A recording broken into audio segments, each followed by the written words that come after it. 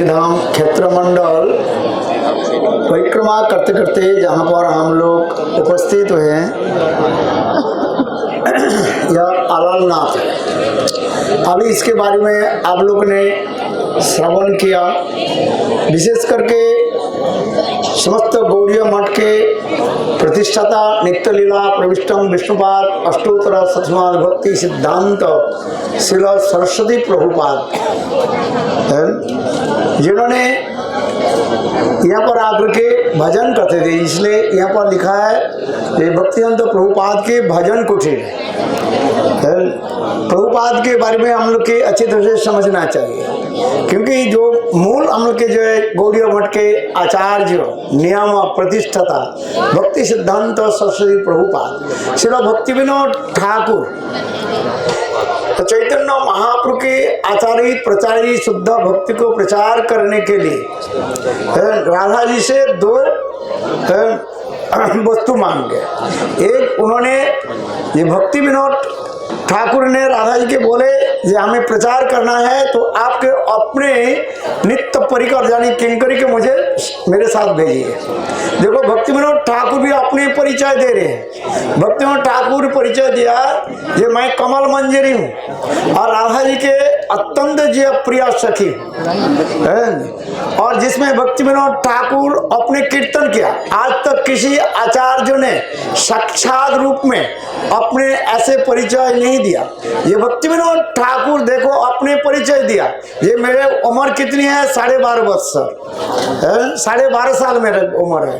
वरण तड़ित वरण और वस्त्र कैसे है अत्यंत सुंदर जो है मयूर पुंछ जो है ऐसे चिन्हित जो है वस्त्र धारण के और ये समस्त भक्ति विनोद ठाकुर सुंदर अपने कर्पूर सेवा जिस प्रकार भक्ति विनोद ठाकुर इसलिए लिखते हैं जीव स्वरूप में जो है जो स्वरूप है अर्थात जीव गठन में जो स्वरूप है भजन करते करते संत महात्मा के संग के प्रभाव से वो स्वरूप प्रकाशित होगा।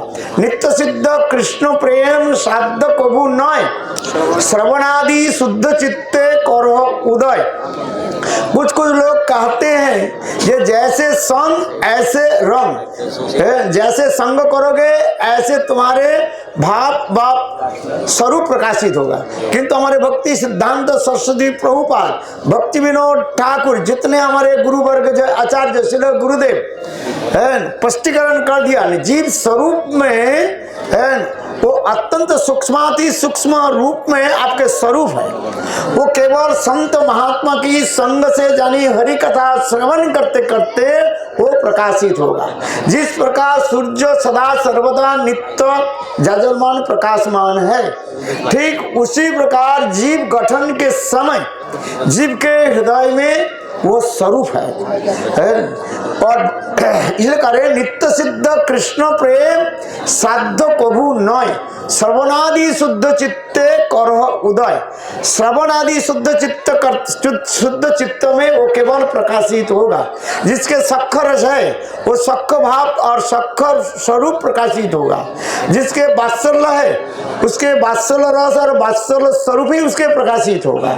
जिसके माधुर्य रस है उसके माधुर्य रस के अनुसार उनके उसी प्रकार गोपी भाव गोपी स्वरूप सब कुछ प्रकाशित होगा। बाहर से कोई कुछ नहीं आएगा। केवल श्रवण आदि के द्वारा ही साधु संग आदि श्रवण करते करते वो प्रकाशित होगा। क्यों हम इसलिए कह रहे हैं भक्ति सिद्धांत सरस्वती प्रभुपाद इस विषय के ऊपर चर्चा करते हुए यही बताया ये जीव के अंदर में है, ये जिसके हृदय में जो है वही होगा। क्योंकि इसमें प्रमाण देते हैं इसलिए भक्ति सिद्धांत सरस्वती प्रभुपाद और हमारे आचार्य पाद विशेष कर भक्ति विनोद ठाकुर भी वर्णन करते हैं। देखो एक ही गुरु के दो शिष्य थे, एक ब्रजनाथ और दूसरी विजय कुमार। दोनों ही गुरु के एक ही मंत्र प्राप्त किया, वही गोपाल मंत्र कामगति मंत्र प्राप्त किया। देखो विजयनाथ के हो गया विजय कुमार के हो गया माधुर्य रस है। और ब्रजनाथ के हो गया कौन सा? शक्कर रस। देखो है, उसमें पुष्टिकरण कर दिया और उनके गुरु साक्षात में बताया तुम्हारी ये स्वरूप है, इस प्रकार भजन करना है। और विजय कुमार के बोले देखो तुम्हारे स्वरूप ये है, ललिता देवी के अनुगत्य में ये सेवा करना है। इसलिए हम लोग के इस विषय में बहुत सचेतन रहना चाहिए, नहीं तो गुरुदेव के इतने जो प्रचार सब बेकार हो जाएगा। हम इसके लिए दृढ़ता दीजिए, जिससे देखो हमारे गुरुदेव की जो मनोविश्व स्थापित किया वास्तव रूप में देखा, जिससे हमारे श्यामरानी दीदी जो ग्रंथ जिन्हें प्रकाश किया, दीप को जो है सिद्ध स्वरूप के परिचय के रूप में ग्रंथ के नाम है दी स्वरूप ऑफ द जीवर्स। उसमें पुष्टिकरण जितने हमारे आचार्य जो लोग हैं, भक्तिवेदांत प्रभुपाद से लेकर के सभी आचार्य की उन्होंने कोट किया और सभी को ये दिया। इसके तरफ से अच्छी तरफ से रखने, बहुत लोग अलग करके कुछ प्रचार करते हैं गुरुदेव के विचार और हमारे पूर्व आचार्य के विचार के लेकर के चले, केवल पांडित्य के द्वारा वो वस्तु स्थापित करने, न्यायात्मा प्रवचन लभ्यो न मेधया न बहुना सुतेन जमे वैसे विनुते तेन लभ्यो तस्यात्मा विवृणुते तनुस्साम। भगवत कृपा और भक्त कृपा के अनुसार उनकी इच्छा से ये समस्त सिद्धांत अपने हृदय में प्रकाशित होगा। ये भजन करते करते होगा, जैसे हमारे गुरुवर्ग दे करके गए हैं, इसका विचार करना पड़ेगा। नहीं तो लोग अनेक लोग उल्टी सीधी आदि करके शास्त्र तो सिद्धांत भी दिखा देता है। इसलिए शास्त्र भी इसलिए कहा गया, देखो एक कोई भी व्यक्ति भी शास्त्र भी कोट कर सकते हैं, किंतु उसके तात्पर्य क्या है, उसके तात्पर्य हमें समझना चाहिए। इसलिए भक्ति सिद्धांत सरस्वती प्रभुपाद जगत में ये हमारे सिद्धांत दे करके आ रहे हैं। हम प्रभुपाद के पास आए हैं, इसलिए भजन कुटीर जो है हम आए हैं, प्रभुपाद हमके हृदय में ये समस्त विचार आदि को हृदय में प्रकाशित करें। विशेष करके आप लोगों ने श्रवण किया, ये अलारनाथ के बारे में आप लोगों ने श्रवण किया।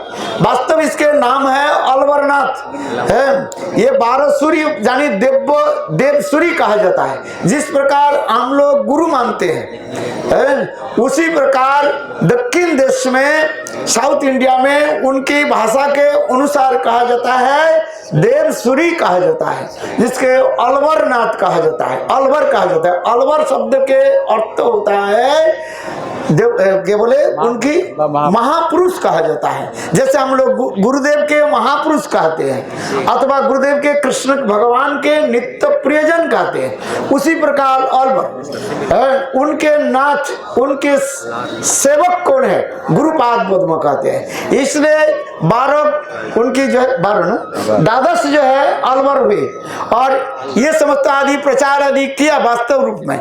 यहाँ पर जो कथा हम लोग श्रवण किया, देखो यहाँ पर साक्षात रूप में ठाकुर जी का आपने दर्शन किया। जो उनके 3 जगह में जो वो फोपला पड़ गया, देखे होंगे आप लोग अंदर में जो लोग गए देखे होंगे जो कैसे देखो फोपला कैसे पड़ गया। इसमें भी भक्ति रसामृत सिंधु ग्रंथ में भी इसके वर्णन है। ये देखो 2 प्रकार के भजन होता है, सेवा होते हैं। एक साक्षात रूप में सेवा आदि होते हैं, दूसरी मानसिक सेवा भी कहा जाता है। मानसिक सेवा जो है ये कोई कम नहीं है। मानसिक सेवा जो है जैसे उदाहरण दे रहे हैं, एक बहुत ये था क्या बोले कंजूस व्यक्ति था, वो कोई पैसा खर्च नहीं करता था। वो एक कोई संत महात्मा के सभा में गए और जाकर के कथा आदि श्रवण किया। श्रवण करके उनके मन में विचार हुई जे मैं ठाकुर जी के सेवा करूं। तो उससे संत महात्मा का आस्क्रे बोले ये महाराज ऐसे कोई उपाय बताइए मैं एक पैसा खर्च नहीं करूं क्योंकि ठाकुर जी के सेवा हो। संत महात्मा बोले ठीक है एक काम करो, बाजार से चित्रपट लेकर के आओ और चित्रपट लेकर के उसको तुम सेवा करो। बोले चित्रपट लाने तो पैसा लगेगा नहीं लगेगा? बोले मैं ये चाहता हूँ एक पैसा खर्च नहीं करो। कंजूस लोग होता है ना, एक पैसा खाते भी नहीं और दूसरे के भी खिलाते नहीं है। जो कंजूस होता है ना वो ना खाते हैं ना दूसरे की खिलाते हैं, सारे पैसा इकट्ठा करके रखते हैं और फिर दूसरी आकर के ले करके चले जाते हैं। जिस प्रकार भागवत में उदाहरण देता है मधुमक्खी जिस प्रकार जो है देखो शहद को इकट्ठा कर लेता है, सारे फूलों से जो है शहद को इकट्ठा करके वो ये बनाते हैं, क्या बोले, छत्ता बनाते हैं। सोचते हैं बरसात के समय हम खाएंगे, किंतु देखो रिच भल्लू आकर के क्या करते हैं, उसको खा उससे सारे लेकर के निकाल करके चले जाते हैं, उसको साथ में और उसको भी मार डालते हैं। इसलिए कंजूस व्यक्ति जो है नो खाते हैं और नो दूसरे के खिलाते हैं। पहले वो खाते हैं जो अच्छी तरह से ना जो खिलाते वो खाता है, और जो खाता नहीं है दूसरे के खिलाएंगे क्या? जो दुबले पतले व्यक्ति होता है वो तो खाता नहीं है, वो दूसरे के खिलाएंगे क्या? इसलिए देखो जो खाता है अच्छी तरह से खाता है वो अच्छी तरह से दूसरे के खिलाते हैं। जो आजकल मोटे लोग कम खाते हैं, आजकल ये बोल रहे हैं मोटे लोग कम खाते हैं, पतले लोग ज्यादा खाते हैं। अच्छा चलो महाराज जी की बता रहे हैं, हाँ कोई भी बात नहीं है, सिद्धांत तो सिद्धांत बोलिए चित्ते लेते ना करो लस। अच्छा सुनो कथा हमारे आगे चले जाएगा। देखो वो व्यक्ति बोले हम तो कुछ नहीं करेंगे, एक पैसा भी खर्च नहीं करेंगे, तो बोले ठीक है एक काम करो, आप मणिमान ठाकुर जी के जब दर्शन किए ना, वो मणिमान ठाकुर जी के दर्शन करके उसके भोग लगाओ। तो बचने लगे क्या से भोग लगाए? बोले एक काम करना, तुम आंख बंद करके ठाकुर जी के स्नान कराना और इसके बाद वस्त्र पहनाना, इसके बाद और उनके भोग लगाना और अच्छी तरह से करना। ठीक है देखो हम ये नहीं कर रहे, भक्ति रसामृत सिंधु में मानसिक सेवा की इतने महत्व भी दे रहा है। कोई भी अर्चन करने के लिए जाए भूत शुद्धि के बाद मानसिक सेवा है, शुद्ध चित्त में मानसिक सेवा भी करना चाहिए। देखो वो आंख बंद करके ठाकुर जी के जो है मन मन चिंतन करने लगे, चिंतन करते करते ठाकुर जी के सुंदर भोग एक क्या बोले सेवा किया, उनके अच्छी तरह से स्नाया, 7 समुद्र की जल लेकर के आए, जितने तीर्थ स्थल की जल लेकर के उनको स्नान करे, जाना नहीं पड़ता है ना, गंगोत्री जमुनोत्री जाने में पैसा लगता है ना, इसलिए मणिमान बहुत सारा गंगोत्री जमुनोत्री से पानी लेकर के गंगा जमुना सरस्वती कावेरी नर्मदा जितने तीर्थ स्थल है समस्त तीर्थ स्थल से लेकर के पानी लेकर के ठाकुर जी के स्नान करा दिया। ठाकुर जी के स्नान कराने के बाद उनकी अच्छी तरह से वस्त्र भी पहना, पैसा एक पैसा खर्च नहीं किया, याद रखना। आप लोग तो ठाकुर जी के लिए वस्त्र अच्छे अच्छे वस्त्र खरीद करके ले जाते हो कि नहीं जाते हो?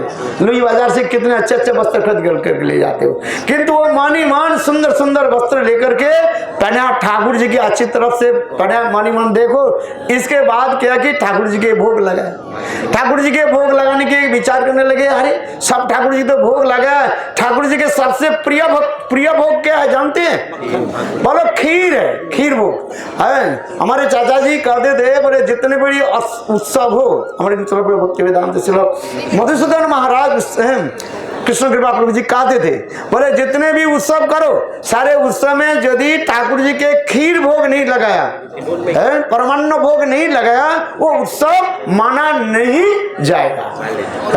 तो उन्होंने विचार करने लगे, ठाकुर जी के तो सब भोग तैयार कर दिया, देखो मानी मन सब भोग कर दिया, जितने प्रकार के मिठाइया से लेकर के लड्डू कचौड़ी से लेकर के सब प्रकार के भोग लगाया, और भोग लगा करके वाणी में विचार करने लगे। इतने समय के मन में याद आ गया, अरे मैं तो ठाकुर जी के लिए परमान्न तो तैयार नहीं किया।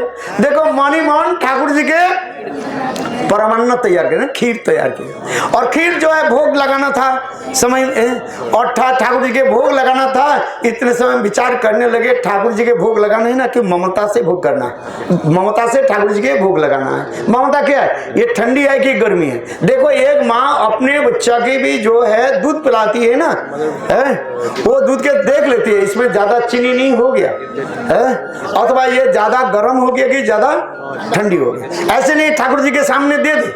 देखो इसमें भी शिक्षा है, ठाकुर जी के जो भोग लगाए ना उसमें ज्यादा गर्म भी ज्यादा ठंडी होना नहीं चाहिए या ज़्यादा गर्म भी होनी नहीं चाहिए, क्योंकि तुलसी पत्ता हम लोग डाल देते हैं, लोग डाल देते हैं, उसमें अपराध हो जाता है, क्योंकि ज़्यादा गर्म हो ना और उसमें तुलसी पत्ता क्या होता है, उसमें तुलसी पत्ता में कष्ट होता है, इसलिए ठाकुर जी भोग नहीं लगता है।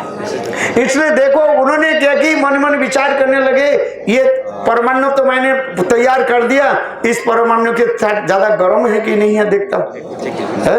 ऐसे अपने उंगली के जो है लगाया, देखो उस उंगली लगा, जब लगा ना उनके उंगली क्या हो गया, कपड़ा पड़ गया है।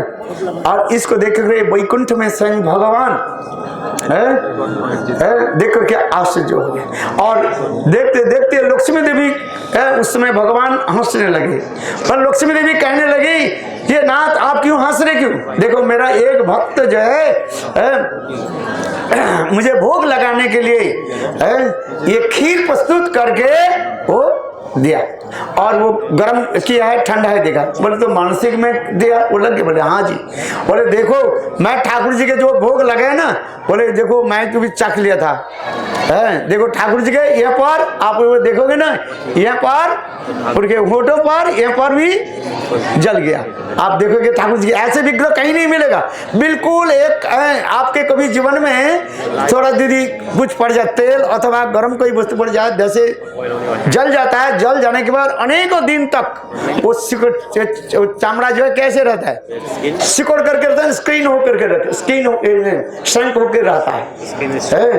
देखो उसी प्रकार ठाकुर जी के यहाँ पर लग गया, और एक बूंद भी कहाँ पड़ गया, अपने छत्ती पर, और एक आपको 3 जगह में ये पर है। ये विग्रह जो है वास्तव से अभी महाराज जी बोल रहे ना, ये वास्तव साक्षात भगवान है, प्रभु जी ये लीला को यहाँ पर प्रकाशित किया। चैतन्य महाप्रभु आकर के यहाँ पर आकर के कैसे भाव में विभोर होकर के दर्शन करते थे। अभी अभी हम लोग श्रवण किया, वृंदावन में कृष्ण बंसी बजाते जब है तब पत्थर पिघल जाते थे, किंतु यहाँ पर देखो चैतन्य महाप्रभु कोई बंसी धारण नहीं किया, वो चैतन्य महाप्रभु स्वयं कृष्ण, अंतर कृष्ण बहिर्गौर।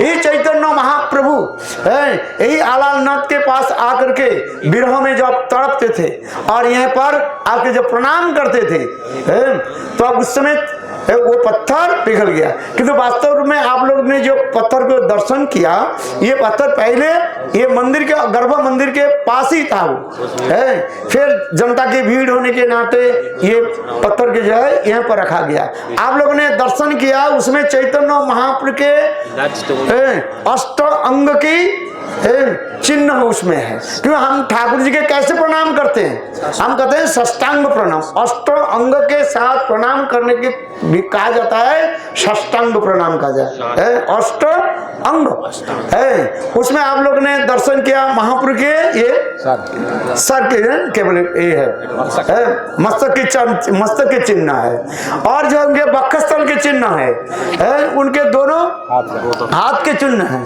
और ये जो केवल घुटनों के चिन्ह है वह पर दर्शन किया, और चरण चिन्ह है। ऐसे दुर्लभ जो चिन्ह आपके पृथ्वी में कहीं नहीं मिलेगा। ये आलालनाथ छोड़ करके हम लोग आलालनाथ में आने की कारण ये विशेष है, ये महाप्रभु विरह में कैसे तड़पते थे। जैसे प्रभु महाराज जी ने बताया ना, वास्तव महाप्रभु ये आलालनाथ चतुर्मुख ये चतुर्भुज के दर्शन नहीं करते थे, क्योंकि महाप्रभु राधा भाव में विभावित है, तो महाप्रभु चतुर्भुज कैसे दर्शन करेंगे। जैसे ऐसे हम लोग पैठा गांव में जाते हैं, कृष्ण रात से अंतर्धान हो गए, और रात से अंतर्धान हो जाने के बाद समस्त गोपियां कृष्ण के ढूंढने लगे। देखो कृष्ण देखा, संक्षेप में बता रहा हूं, कृष्ण देखा सारे गोपियां तो मेरे पास ही आई, मुझे पकड़ ली। ये कृष्ण ने क्या कि एक कुंज में जाकर के चतुर्भुज 4 भुजाओं के ऐसे करके खड़े हो गए। ये चतुर्भुज ये 4 जो है करके खड़े हो गए, और सारे गोपियां ढूंढते ढूंढते ढूंढते देखो वहां पर आ गई, और सारे गोपियां करते ये हमारे प्राण प्रियतम कृष्ण नहीं है, कहते हैं ये एक नारायण है, हमें एक कृपा करें, हमें अपने प्राण प्रियतम गोविंद के दर्शन गोविंद के साथ मिला दो। देखो एक प्रणाम करे चली गई, और दूर से राधा जी जब आने लगी, या तो ये चंद्रावली से सारे सखियां प्रणाम करके चली गई। राधा जी जब आने लगी, वही कृष्ण है? दो भुजाओं को क्या किया? अपने पेट में समेट लिया और दो भुजा से प्रकाश किया है। ये समस्त भुजा, जैसे हम लोग पैंठा गांव में जाते हैं ना, तात्पर्य क्या है? तात्पर्य बोले राधा आगे कृष्ण यदि रहे दंडैया, त्रिभंग ललित है भ्रू नचैया। चैतन्य चरितमृत में स्वयं कृष्णदास कविराज गोस्वामी वर्णन करते हैं। बोले राधा जी के सामने कृष्ण कभी जो है ये धारण कर नहीं पाते हैं, कृष्ण धारण कर नहीं पाएंगे, चार भुजा धारण कर नहीं पाएंगे, इसलिए दिखा उनके दो भुजाएं जो चले गए, क्योंकि राधा जी तो बहुत दूर की बात है। राधा जी के अंग की गंध की महिमा हमारे जो है प्रबोधानंद सरस्वती पाद वर्णन करें। क्या बोले? जस्स कदापि वसनंचन खिलनत धन्नादि धन्न पवनेन कितार्थमानि जगेन्द्र दुर्गम गति मधुसूदनोपि तस्सास्तु नमो विश्वभानु भुवो दिशोपि। बोले दिशा में विश्वभानु नंदिनी श्रीमती राधिका विराजमान होते, उस दिशा को मैं बार बार मैं प्रणाम करता हूँ। हम लोग राधा जी की तो सुखी बनना चाहते हैं। राधिका और दासी यदि और अभिमान शीघ्र मिले तो गोकुलोचान। और हमारे प्रबोधानंद सरस्वती पाद क्या बोल रहे हैं? बोले उत्तुंग विद्या है ना, है इस श्लोक में करें राधा जी की महिमा की इतने सुंदर रूप में बोले जिस दिशा में राधा जी विराजमान है उस दिशा को मैं बार बार प्रणाम करता। जस्सा कदापि वसनंचन खिलनत धन्नादि धन्न पवनेन कितार्थमानि। राधा जी मान करके कृष्ण को छोड़ करके चली गई। एक बार मिलन हो रही थी राधा कृष्ण की जो है वो संगम स्थल पर, राधा कुंड की संगम स्थल अर्थात राधा कुंड और श्याम कुंड के संगम स्थल पर, मिलन स्थल पर दोनों मिल रही थी। इतने समय राधा जी के जो है मान हुई, जिस मान का अनेक प्रकार मान के बारे में तो उज्जवलिनी ग्रंथ में वर्णन है। हेतुमान, अहेतुमान, और एक होता है ललित मान, और एक होता है उदात्त मान। अनेक प्रकार मानों के बारे में तो इतने हमारे रूप गोस्वामी पाद गोस्वामी वर्ग इतने लिखा, क्या वर्णन किया जाए। चलो उसी प्रकार जो राधा कुंड के तट पर राधा जी मान करके चली गई है। कृष्ण राधा जी के मान मनाने के लिए बहुत प्रयास किया है। इतना ही तक भी ये कृष्ण अपने बंसी भी तान छोड़ दिया। जिस बंसी की रब सुन करके, ध्वनि सुन करके सारे गोपियां कृष्ण के साथ मिलने के लिए दौड़ पड़ती है। निसम्म गीतम तदनंग वर्धनम ब्रजस्ती। भागवत में वर्णन हो रहा है कृष्ण जब बंसी वादन करते थे सारे गोपियां अपने अपने गृह से सब लौट कर बाहर चले जाते हैं कृष्ण के साथ मिलने के लिए। कृष्ण ब्रज में बंसी धारण करने के लिए एक ही दो तात्पर्य जैसा गुरुदेव बताते हैं, ये गोपियों की मान मर्दन करने के लिए, और दूसरी जो है गोपियों के रिझाने के लिए, और कोई कारण नहीं है। और क्योंकि देखो जो गोपियां जो है कृष्ण के दो वस्तु देखने से तब उनकी मानते हैं। एक है क्या? मोर पंखा वो, और दूसरी क्या है? बंसी।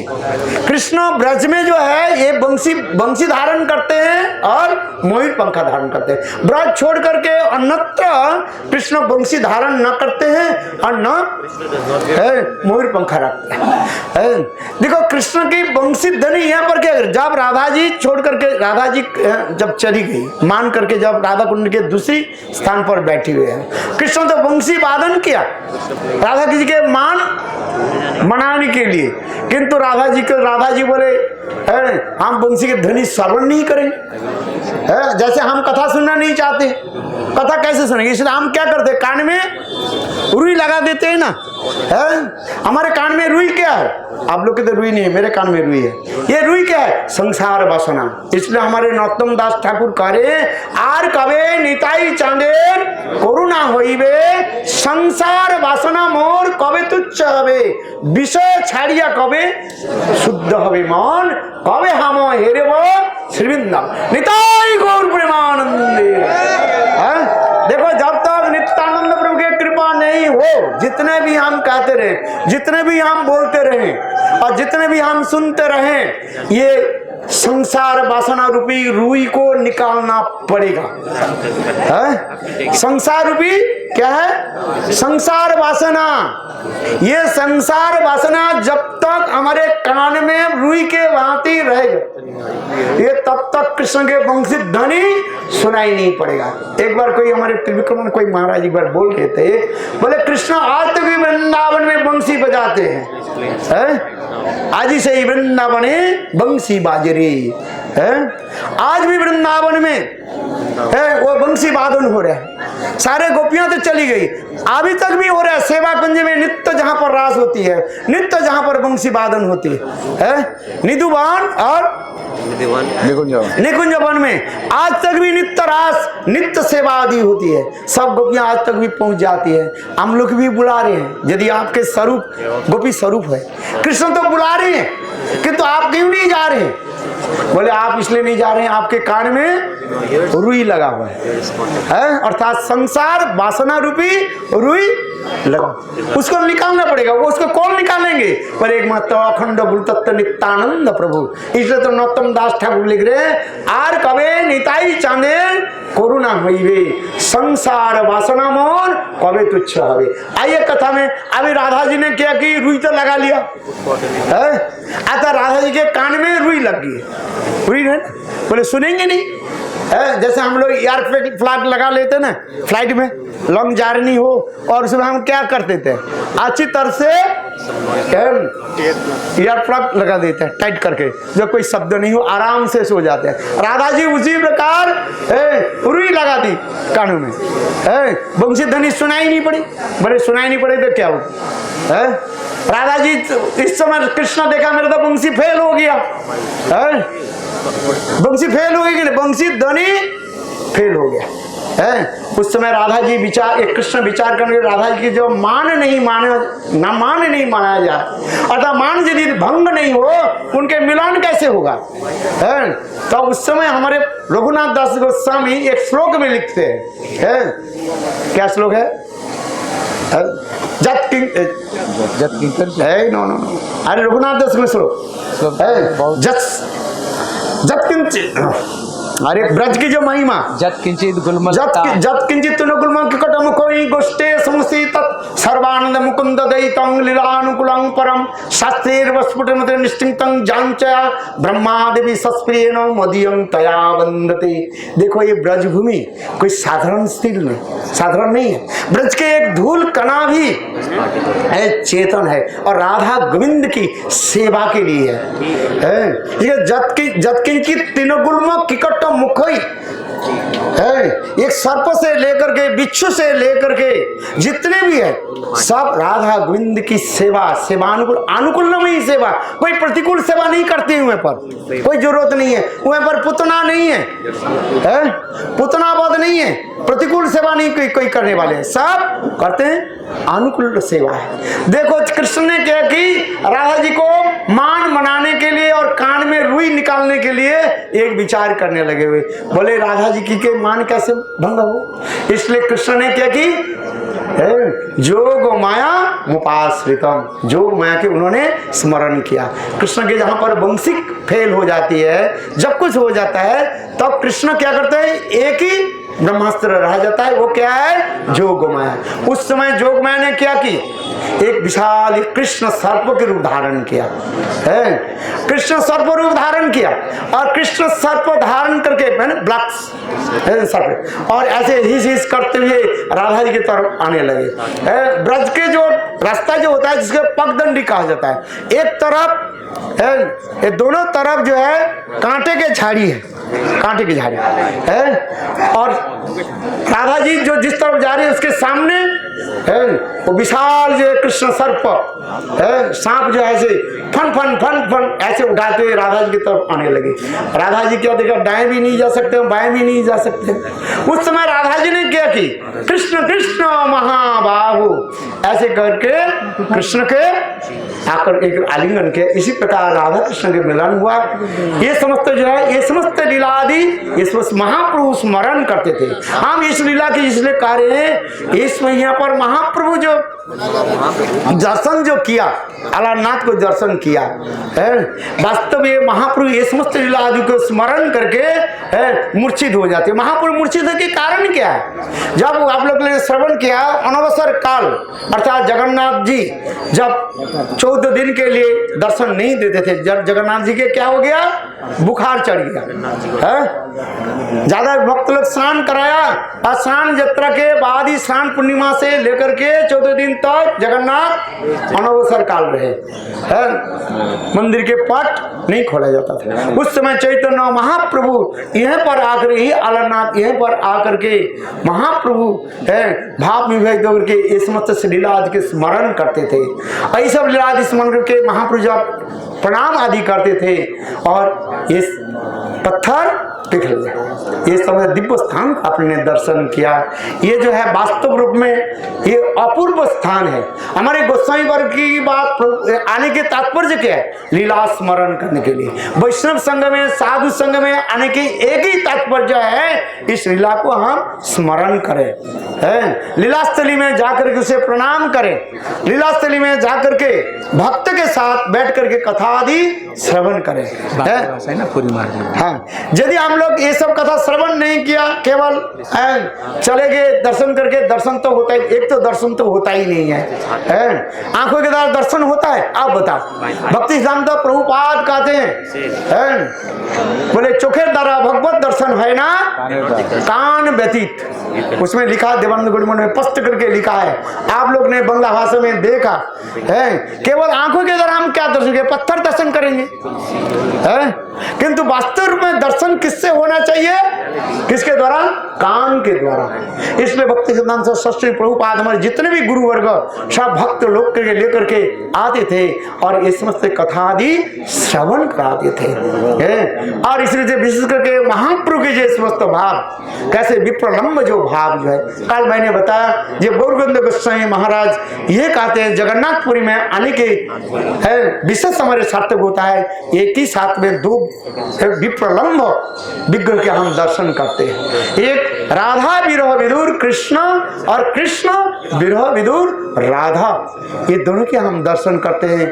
किस प्रकार ये भाव कैसे है? चैतन्य महाप्रभु जब जगन्नाथ जी के सामने जब नृत्य करते थे, ये जगन्नाथ स्वयं कृष्ण ही है। वृंदावन में रासस्थली में जैसे सखियां अपने अपने कला को वर्णन करते थे, माने दर्शन कराते थे। देखो ये ग्रंथ जो है राधा हृदय ब्रह्मांड पुराण आदि ग्रंथों में और अनेकों ग्रंथों में ये समस्त वर्णन है। केवल हम रास समझता है जो बात केवल आलिंगन नृत्य गीत आदि ऐसे नहीं है। अपने अपने कला को दर्शन करना, कला समझते हो, आर्ट को कैसे कैसे दर्शन करते हैं। मंजरी से लेकर के सारे सखियां अपने अपने कला को दर्शन करते हैं। जैसे हमारे महाराज जी सिद्धौर महाराज जी बोलते हैं ना, इस जगत में कोई तलवार क्या बोले तलवार के ऊपर नाचते हैं और कोई रस्सी के ऊपर नाचते हैं, कोई गिलास के ऊपर नाचते हैं, कोई आग लेकर के सिर पर नाचते, क्या क्या करते रहते हैं। केवल ये नहीं है, देखो